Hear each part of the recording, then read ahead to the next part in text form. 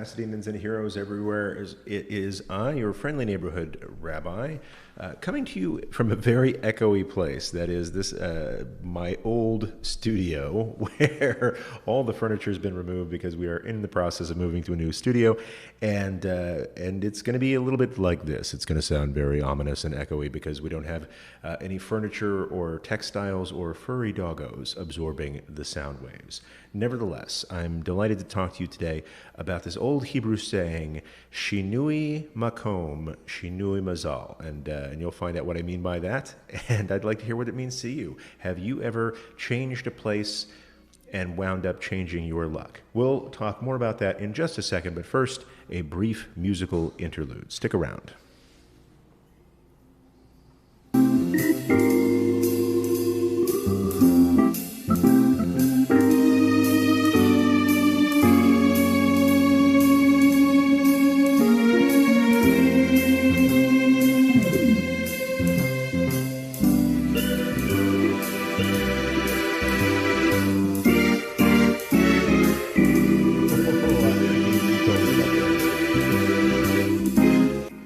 Goodness gracious, I can't wait for that new studio to get set up.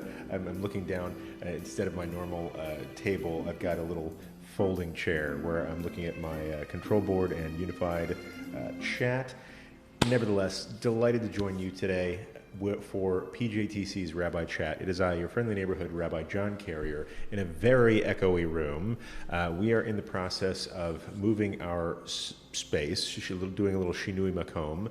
We've moved to a bigger place here in our hometown in sunny Southern California, and a really dope setup coming soon. I'm super excited. I'm gonna have a way more interesting background. You may be missing the mirror and the ketubah that's usually behind me. Pretty soon, it's gonna look like a real rabbi video because there's gonna be books behind me, but also some sound absorbing material, so this sounds a little bit better than it does.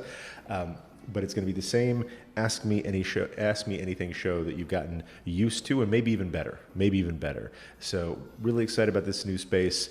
The good news is all my accoutrements are moved in, but the bad news is I had to keep my camera and all this stuff in my old space because they can't turn the internet on until Monday. So God willing, next Thursday when we meet again, we'll have a whole new setup, a whole new background. Same old rabbi. Sorry about that. Can't change who I am, but we can change places. And that reminds me of this Hebrew saying, Shinui Makom, Shinui Mazal. And I've been looking for the source of this. It's one of those things where you ask somebody learned and they say it's in the Talmud. And you're like, where in the Talmud? It's like, it's in the Talmud. Just you read it. Don't bother me, kid. But it's just an old saying in the Hebrew dialogue. What it means is change your place, change your luck. Or change your place, change your fortune. It does say, I believe in Eruvin, there's no mazal in Israel. We don't depend on fortune tellers and things like that, or astrology. There's no luck. Some people say that that's because everything that we do and experience is determined by the Holy One and not some stars that might correspond to your horoscope. But we do have a sense of good fortune and bad fortune. We do have an understanding that things happen to people, apparently randomly. That saying everything happens for a reason is not necessarily a Jewish saying. It's not something I live by terribly well, just except to the extent that, yes, everything does happen for a reason, but sometimes that reason is quantum physics or random probability distribution. Not everything good that happens to you is because you were super smart, or everything good happens to you only because God willed it, but you didn't try at all. I have different philosophical views than that, as you probably learned from me. Nevertheless, there is this sense that sometimes you just need a new perspective. Sometimes you just need 3 bedrooms instead of 2 bedrooms. But sometimes going to a new town that's more suitable for you, that has different opportunities, will change your fortunes, either in a fortunes kind of way, in terms of the opportunities you're able to take on to feed yourself and take care of your family and things like that. But sometimes just a change of place gives a changed perspective. And maybe you've been looking at a particular problem in your life a single way, from a single point of view, and changing places gives you the other side of it, gives you a different perspective that you needed in order to work through that issue. So I'm curious to see if anybody else has had this experience before I talk more about my new studio. You'll see it next week. I'm pretty excited about it. But I'm interested if anybody's had that experience. Has there been a time in your life where you made a move, either physically, did you go to a new town? Did you move into a new house and suddenly things that were going wrong were suddenly going right? Or maybe you just needed a different perspective. Maybe somebody introduced a new idea into your life, and that was your change of perspective that you needed to really crack a difficult problem. In the meantime, I'm going to see who's saying hello in the chat. We got Kay Dixie says, hello, friends. Speaking of Shinui Mazal and changing places. Britton S says, hello, good to see you, Britton. Natalie Sorota's on. Shalom, y'all, speaking my language. Mazel tov on the move, Rabbi. It is so far so good. I don't know, I can barely hear myself think. I'm echoing so badly in here right now. But we're excited about it. Yesterday was, we got the keys about a week ago. Yesterday was the big move where we had movers, because I'm too old to do it all myself anymore. We had movers come and move all of our stuff. But the cable company that supplies our internet can't, even though as soon as we got the keys, I called them up and said, hey, can you please turn on the internet? Give me the fastest that money can buy, my money anyway. And they says, yes, we'd love to help you out. It'll be approximately 12 days before we can get to you. So hopefully on Monday, we're going to get some good bandwidth in here, because we've got multiple people using it for school, work, shopping, browsing, what have you.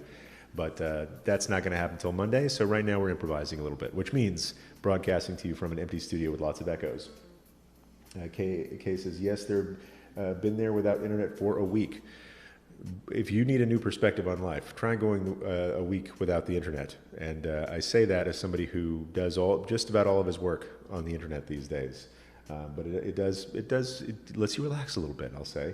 I see Dorian Alexander in the house. Shalom l'kulam. Good to see you here, Dorian, says Kay Dixie. Natalie Sorota, yes, lots of moves and perspectives. The greatest change was choosing to become more observant and then pursue conversion. Oh boy, many aspects of our lives changed with that. That is absolutely true. I'll drink to that. Hold on just a second. Okay. Coffee maker's in the other place too. So Kay Dixie says, honestly, it seems that my problems move with me, lol. LOL, didn't need to pronounce it. But there have been interesting new opportunities that come with moving as well. So getting to know some new neighbors. One of those neighbors has a lot of cats. And one of the reasons we picked this new place was lots of grass space for our friend Callie, who is the mascot for the show. And Callie has gotten out in the grass a little bit. But Callie has also found that the cats use that patch of grass for, let's say, health reasons. And so we have to keep Callie out of that. We're trying to solve that problem. If anybody has any tips on how to keep dogs from eating after cats, let's say, I'd be delighted to hear that. But other than that, it's great. We just did find out there was a house that had like 14 cats in it in our neighborhood. So the funny thing is, she hasn't been fazed by the cat. She's seen cats all over the place. And some dogs see a cat and they just freak out. She was just like, oh, cat, what's up? Let's go this way. And just not a lot of cat exposure. So how is Callie with cats? She's been pretty chill so far. Just the cats come into our yard when she's not there at night, which disturbs me. But she has been enjoying having a little bit more room to move around in, as have we all. And I'll point out that in this week's Torah portion is also a bit of a Shinui Makom. We are at the very edge of the wilderness. It hardly seems like it's been 40 years, but that's what Bamidbar is. In the book of Numbers, Sefer Bamidbar, we spend 40 years in that book. Like Genesis, thousands of years, let's say. We've got the creation of the world all the way up to going down into Egypt. Exodus takes about 80 years. It's the whole life of Moses and then a little bit more. Well, actually, not quite. Yeah. Whole life of Moses up till his big job offer. So about 80 years in the book of Exodus. Leviticus takes place apparently all in a single day, with about a little bit of a flashback in there. And then Bamidbar takes 40 years. We've been spending 40 years to get from where we were, from Sinai, where we received the Ten Commandments, to the edge of the Promised Land. Actually, we got there in a few weeks, frankly, and then we blew it, and Hashem said, okay, keep marching. And as soon as all of you have passed away who were adults when we left Egypt, then everybody else, and all the people who were kids when you left, and all the people born along the way, they can go in. And now we are at that point. In Matot Maseh, this combined parsha for the last bit of Bamidbar, is the end of those 40 years. There's in these parshiot, as pointed out, there's this big war with Midian, and they do a quick head count and they realize that, hey, everybody who was an adult when we left Egypt is no longer with us, right? We are now good to go. And so we are on the edge, but not quite yet. We've got an entire book of the Bible to go, because Devarim, which we read next week, is essentially, let's say, Moshe's swan song. Moses is like, yes, we're right at the edge. I know you're excited to go, but before you go, I'm going to tell you just one more time a few important things, because because of a couple of parshiot ago, I can't go with you. And so we'll talk more about Deuteronomy and Deuteronomy's day, but Matot Maseh has this really stirring scene for me that I want to call out to people in case you notice it. They go to war with Midian. They come back and they've gotten what soldiers get, and that's booty. They've come back with all these spoils, silver, gold, things like that, cattle, whatnot, and the officers say, do a count of all the soldiers, and they discover that not a single soldier among the Bnei Israel perished in that war. And so what the officers do, out of gratitude, is they take all of their share of the booty, which is usually a pretty decent share if you're an officer. It takes work to get up there. What they did is they donated all of what they gained during this conflict. They said, okay, we are just grateful that all of all the officers, counted all the enlisted men, not a single enlisted person fell. And they said, okay, we're going to take our entire share of what we gained from this conflict and donate that to the temple, give that over as an offering in gratitude. And for me, that is a profound lesson in leadership, right? Simon Sinek has this book called Leaders Eat Last, right? You may want to be a leader in your life so that you get the first dibs at everything, so you get the lion's share. What this shows us is the primary responsibility of leadership is making sure those who follow you are taken care of. And if you can get their needs met, you've done your job. And if you're more concerned with their welfare than you are concerned with your own bonus at the end of it, then you're on the right track. So Natalie says, as Callie claims her space, the cats should get the message. I sure hope that's true. I might want to let her out randomly at night just to let the cats know that there's a dog in the house. Micaiah Hadasha says, hi, nice to see you, Micaiah Hadasha. Kay Dixie says, dogs can be trained to drop anything objectionable by using the command leave it. I'm trying. I'm working on that. I think that's going to be a 6-month skill. We're just getting her to not destroy things, and then we're gonna meet with Iran, the trainer, at 6 months, and hopefully that'll help. Trig Bell is in the house. Nice to see you, Trig. Curious as to how it's going for you. Really glad to see everybody here today. If you're just joining us, this is our last show from this location. So feel free to ask me anything if you want my answer to be in an echoey voice. And next week you'll get to take a gander at my own personal rabbinic library, because that'll be my backdrop. Not by design. I'm not one of these guys like, I need to have books behind me, or it's not a real rabbi video. They just are. That's sort of the wall of my office, is an entire wall of bookshelves. So Case says, but cooks eat first because they have to test the food. Yes, that's right. Leaders eat last, but cooks eat first. I think that's a good seifa to that ratio. Right? My favorite example of that is, the early bird gets the worm, but the second mouse gets the cheese. Let that soak in for a little bit. So back to so Trig Bell says back to work 9 days running, not tired yet. Wow, that's great. I know that's been something that's been weighing on you. A lot of folks have been out of work because of the line of work they're in, the profession that they're in, the proximity to people, and have been waiting to get back to work. Our friend Trig, who's been with us for a while now, has gotten back to work, and I'm really glad. And not tired yet. You probably have a lot of energy saved up. Cases. Actually, the echo doesn't sound bad from that here. It's a little about like singing in the bathroom. You know what I'm saying? So I'm really glad to be able to share a little bit of Torah from you from this space. Matot Maseh, I'm going to miss you, Numbers. For me, the book of Numbers, as I've said before, has been a bit of a meditation on, let's say, fear. So many things about that journey from slavery to revelation to finally make it to the promised land have us facing our fears along the way. Korach was about fear of loss of status.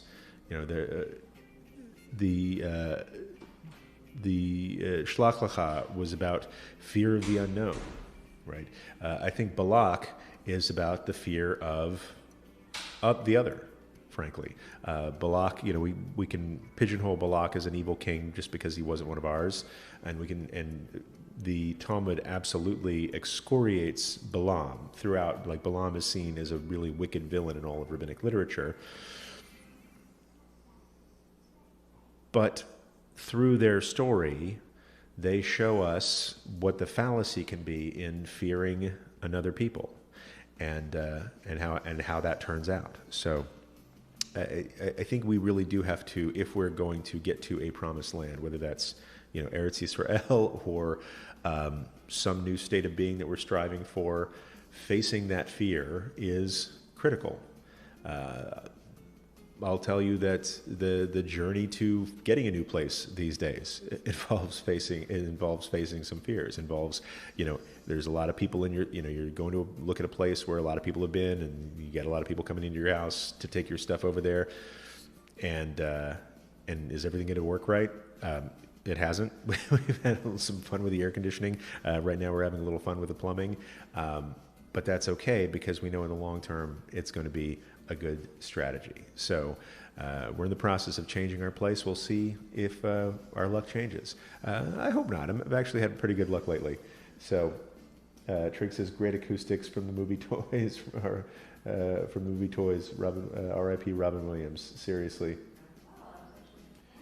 Trig says, afraid we'll have to go back to phase one. That's a good fear too. Hold on a second. I got to go fix the acoustics by closing a door. Oh, taken care of. All right. So listen, everybody, I'm really delighted to learn with you. I think I'm going to wrap this up here in a minute, but I want to make sure that if anybody has any questions, you can ask me anything, and I'm going to let you know about some stuff that's going on with PJTC.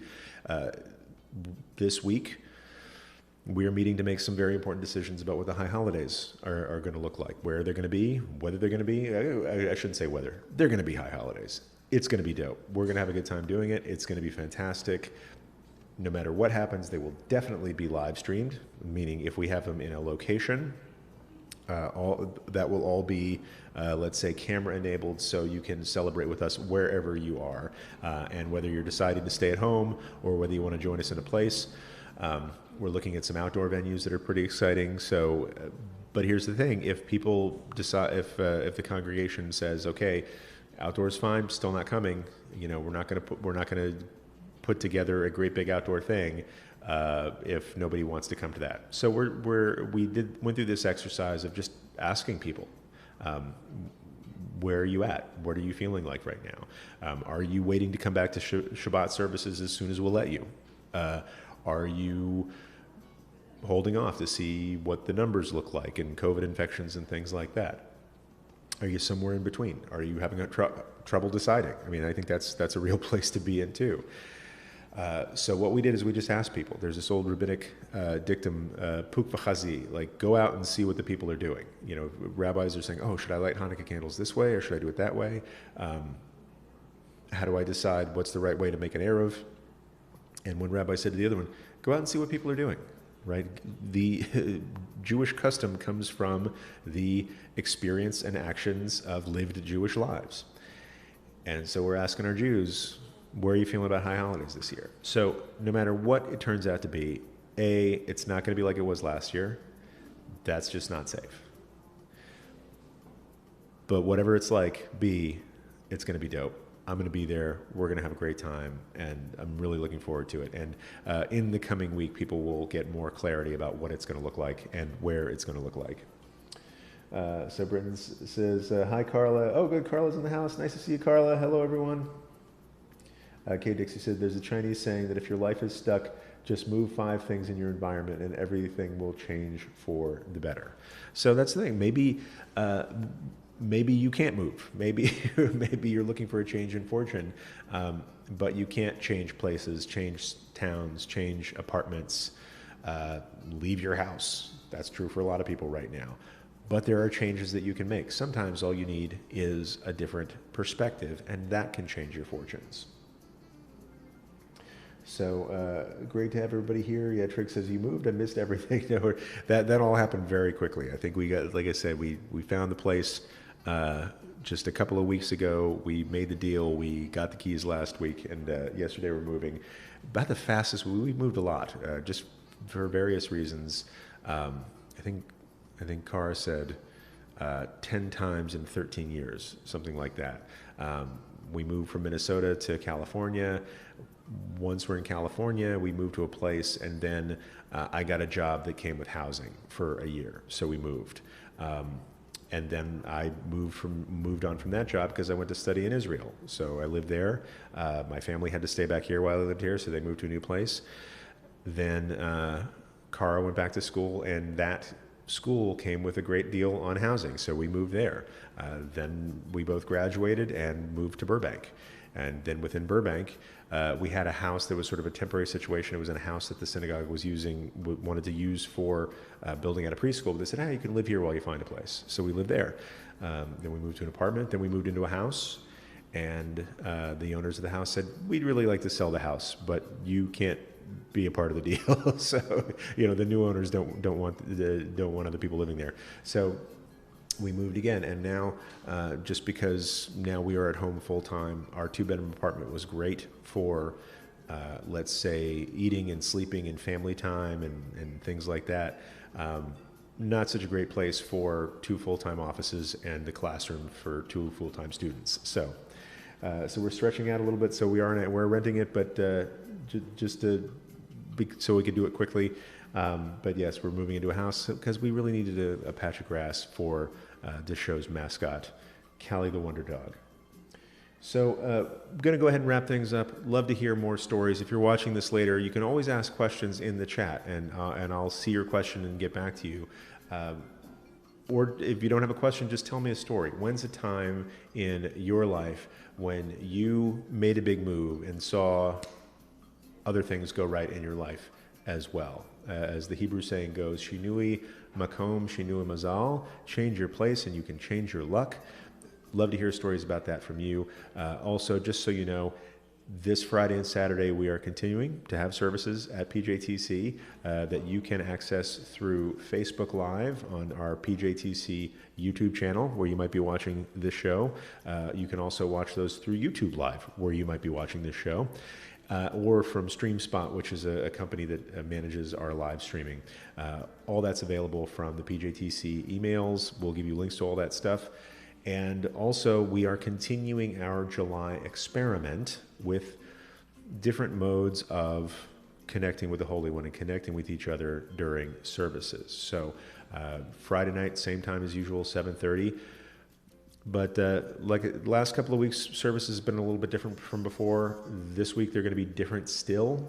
So we are trying a few new things that we haven't tried before, or rather we've tried them in other places in different ways. But please tune in. Please let us know how it goes. We've been sending out surveys for people to give us feedback on how they like the new things, what stuff they miss, frankly. And then on Saturday, we'll also have a different Shabbat morning experience than we have ever had before at PJTC. There will be a lot of things that are familiar, but there are some new ideas that we want to try with you as well. So check that out. Friday night at 7:30 p.m., Saturday morning at 9:30 a.m. These are all Pacific time if you're joining us from someplace else. And we're delighted to continue this experiment with you. thank you for hanging out with me today. We'll be hanging out someplace else next week. And until then, to my Pasadenans and heroes everywhere, peace.